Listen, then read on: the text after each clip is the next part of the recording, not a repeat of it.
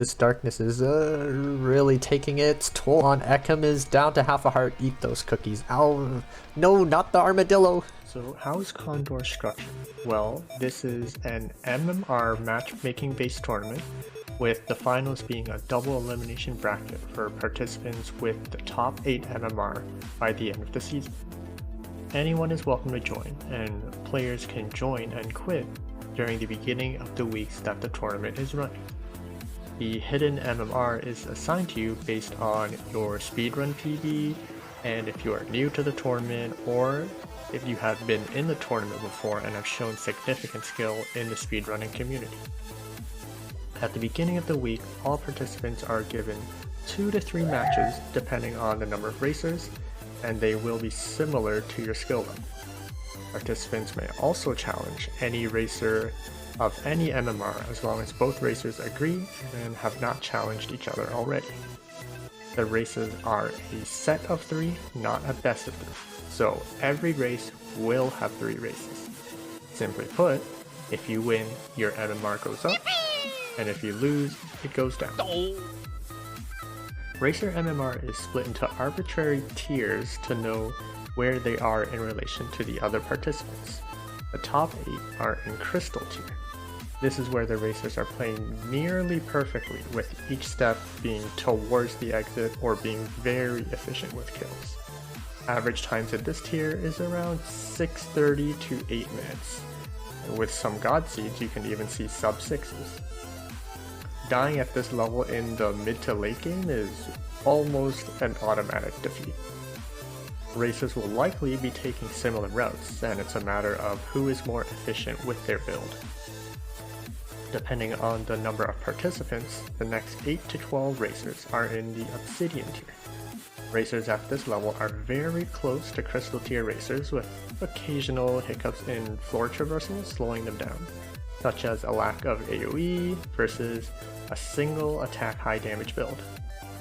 Average times in this tier is around 7 to 9 minutes, and with some god seeds you might even see sub 6-minute times.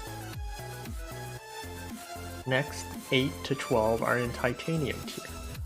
Racers in this level are very adaptable to builds, but lose time to either inefficiencies or occasionally mismapping it and going the wrong way. Dying in this tier is not guaranteed to be a loss, but racers in this level are aware of when to play slow and safe when their opponent has died. Average times in this tier are around 8 to 10 minutes, with some god seeds, they can turn them into sub 7s. The next 8 to 12 after that are in gold tier. Racers at this level have many different playstyles, and in general are either the turtle or the hare. What I mean by that is they could either go too fast and die, or they could go so slow that their opponents get too big of a lead to come back from. Average times in this tier is around 9 to 12 minutes, with some god seeds going to a sub 8. Everyone else that is not in gold are in the blood tier. This is where people are placed if they are either new to the tournament, have no information of their skill, or they are brand new to racing. Deaths are very common, so the race is never over until somebody gets the victory screen and goes down the final stairs. The average times in this tier is 12 to 20 minutes, with some god seeds ending into a sub 10. Or god forbid they get an unplayable seed, it can go up to 1 whole hour. Oh my god, that seed took so long for me to cast. For this reason alone, we allow racers to reseed if both players agree. Your tier placement is only relative to others in the tournament. That means even if you win a lot, you may not promote if the racers around you are also winning more, or you don't pass the person that is just above you in MMR. That also means that there is no specific threshold to promote to the next tier. For example, reaching 1500 MMR does not automatically promote you to Titanium or demote you to Gold. This is common if racers are bouncing between tiers and are sitting on the line between 2 tiers like Crystal and Obsidian. In this tournament, screen watching is allowed. This means you are allowed to watch your opponent's POV to see where you find items, pathing to the exit, upcoming bosses, and if your opponent died. The last note is helpful because it can let you know to play slow to avoid dying, or speed up if your opponent is leaving you in the dust.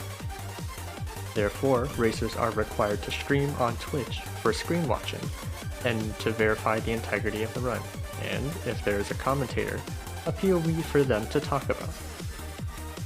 By the way, I also stream this game on twitch.tv/focusingface. Since there is varying stream delay, racers will also be in a separate Discord race room to confirm if they are ready, if they are finished, or if they need to contact CoNDOR staff. Run verification is also required if both racers confirm finish very close to each other, about 5 seconds, and will require referee verification. In more recent races, when the Synchrony DLC is included, this is less required, due to the fact that the racing mod also adds a real-time time in addition to in-game time. Both racers will enter the seeded race there to ensure they are running the same seed. Counting numbers is hard, so in later races with Synchrony, we can verify using the sequence of items on the screen instead. If the race begins and the racers are not in the same seed, there will be a reseed. That is the basics of the tournament. Now let's get back into the— Wait, one more thing. We need to figure this out. What's the difference between the CoNDOR main event compared to the side event? The MMR? Same. The finals? Same. Joining and quitting? Same. There will probably be less auto matches due to lower signups, but the matches will still be a set of 3. You can still challenge people though. Also, there are no tiers. There's not enough racers to divide them into tiers. Other than that, everything else is the same. And in case it wasn't obvious, side events are any characters that's not Cadence. Okay, now let's get on to the video. And a Shrouder and a Miner's Cap. Miner's Cap. That's, I think, exactly what Theo was looking for. There we go. Taking the long way around to grab the obsidian shovel. Another big skeleton. Thankfully we had the lucky charm to make sure that bat does not hit us. And we don't have a bomb on Theo's side for the quick melody death metal kill.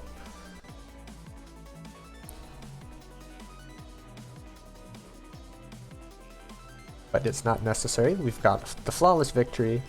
I'd assume we're checking purple for Earth Spell. Oh, Theo missing a very earthable moment and walking right into a black skeleton mage.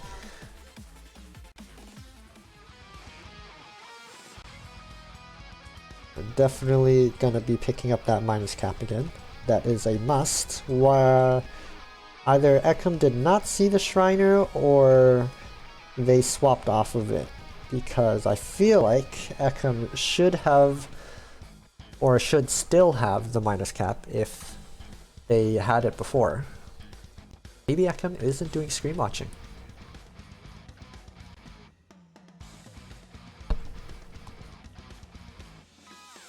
But the Deep Blues fight does go well. And I think Theo is going to be finishing theirs as well. Picked up that Earth Spell again. We found a food shop. It is the second best food shop you can get. Well, maybe third if you count... No, second best. Now they have armor, lots of health. Ekim is looking pretty good right now. Might as well check the shop. Nothing that we really need, so skipping that one. Ooh, we also have the Courage Shovel.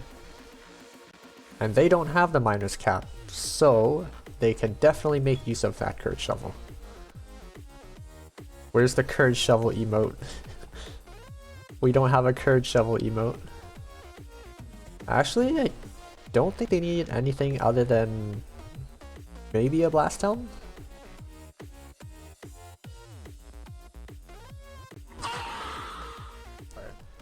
Cursed Hearts. Oh, let's accidentally curse one of our hearts. But we do have Crown of Thorns and goo. Oh my gosh, goo on the exit stairs. That's very annoying. That sounds like a grenade moment. That sounds like a grenade moment. I guess we really are just waiting it out, huh? Oh, heal spell. Okay, cool. We have 10 heart containers, plate armor, healing, courage shovel. This is definitely go mode. That looks like a grenade moment.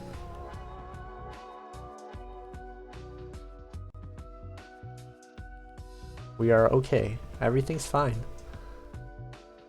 And you are invisible once inside. In a way, I guess. You're kind of invisible. Essentially 20... Yeah, we have like 24 health now. Ow. Self-grenade. That's fine. Looks like Theo is having a rough time on this seed. Resetting once again. Commentator backseating. Yeah, basically. I was like, why am I doing all these things? But yeah, that is the first race for Ekim, finishing with a race time of 11:22 in the race room. Give me that loot! Yeah! Okay, Bloodshop check. We've got Blast Helm and Quartz Armor. Alright. Yeah, this is something I would bomb. I think it should be similar. Oh, there's the Wraith. I think that's good enough. Might as well bomb for the cheese. And we got a bomb charm. Ooh, and some cookies. That is a good transmute. And I think both racers are gonna be doing a leprechaun spawn. Don't want to push it into the spike trap. That would ruin everything you were working for. Fireball strat. Although maybe I don't know fireball strats with Blast Helm and Fireball. Yes, I do. Watch this.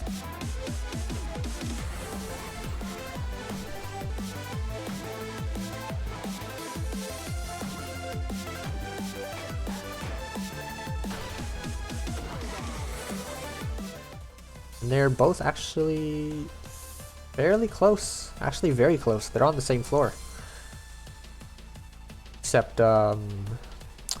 Theo found the trapdoor and is on to Coral Rift first.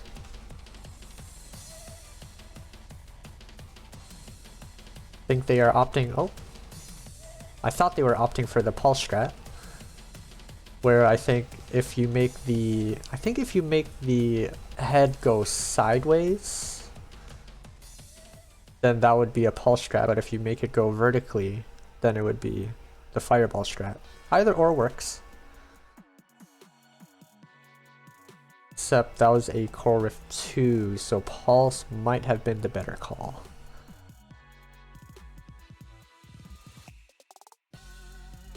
Both racers are getting lost. Nope, mapping. How do you map zone 3? No one really knows. But I think it's... No? Gotta be down to the right? Where it's one of those odd situations where the shop is in the middle of the seed.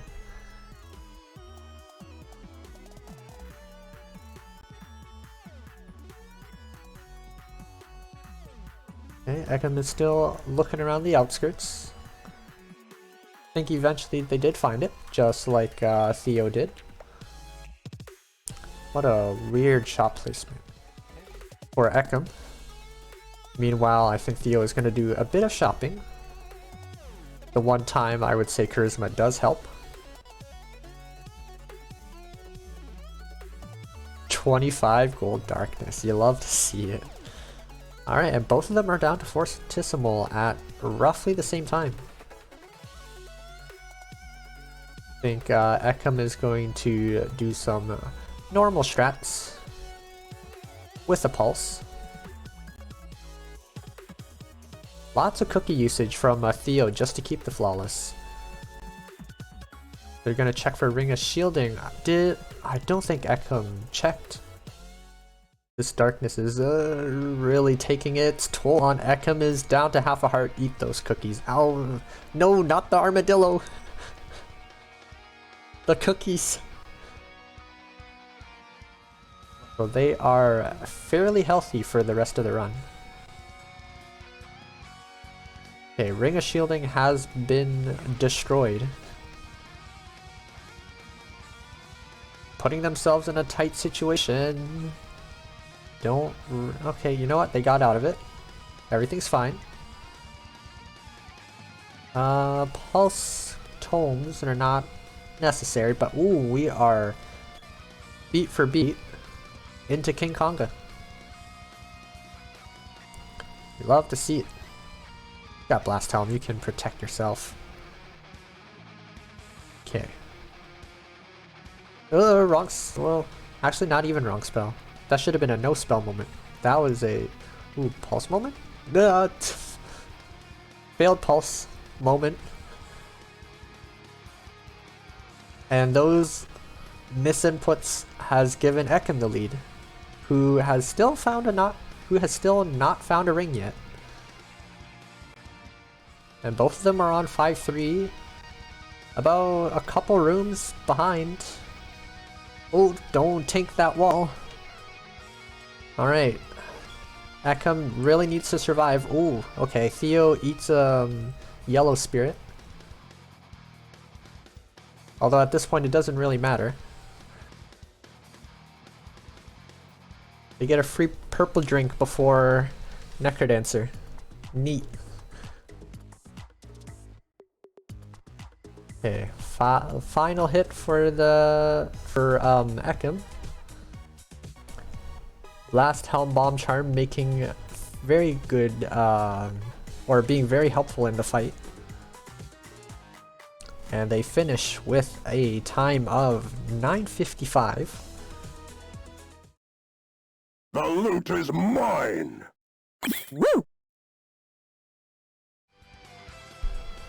Ekim is using the dragon, I assume, to lure and or kill the, well, scare the not the blood shopkeeper, regular shopkeeper.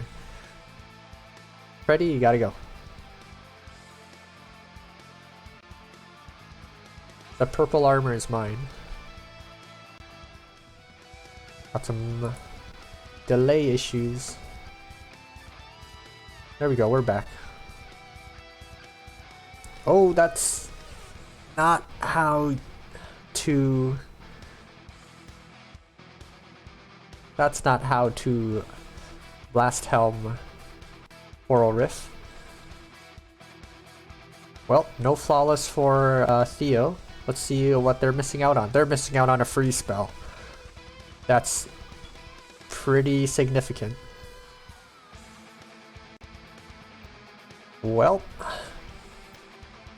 hopefully they find something better, like torch walls.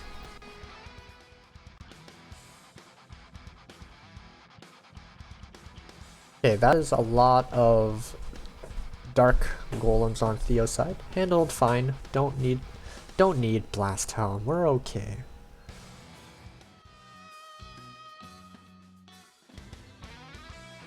Okay, we're missing the flawless for Theo as well.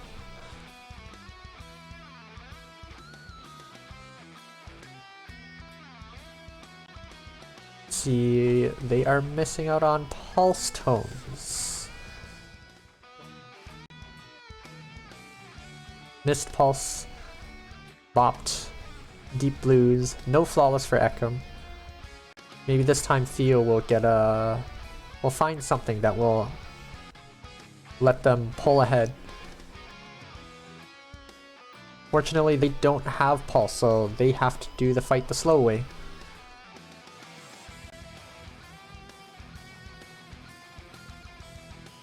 A heal spell in a rat trap, which is no longer a rat trap. Heal shield. That is definitely a build. Lots of food. And a potion. Very generous seed at the very end. No, that's a vault. That's not a potion, that's a vault. That could have a potion. I don't know if we want to open that. Although we could. Both racers are do not want anything to do with that vault right now. And it's open. We're not checking. Theo's not checking it. That's fair. The fire pig. Good job of dodging that fire pig. Hey, freeze tomes. Look at that. Blade Masters once again causing problems. Especially when there's multiple of them. Please shield up. Please go in there. Eat the ham. Nice. Very nice. Ow. Okay. We can't go clubbing yet.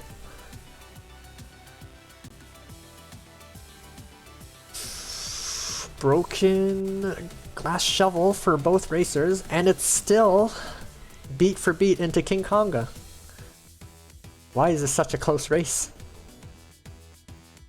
They have nearly identical builds too. The only difference that I can see is armor for Ekim and the spells, but other than that, that's it.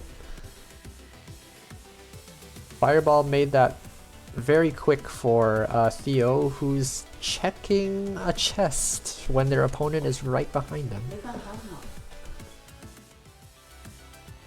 Barely close. I think the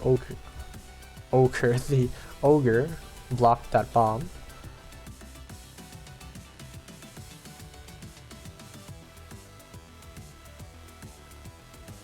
A little bit of confusion for Theo. They're on 5-3. Ekim is on the Necrodancer. Looking to wrap up this match. Okay, 2 more hits for Ekim. Final hit, right as Theo walks into the Necrodancer fight. Let's get rid of all of these sarcophagi. And that is a finish for Ekim with a time of 8:44.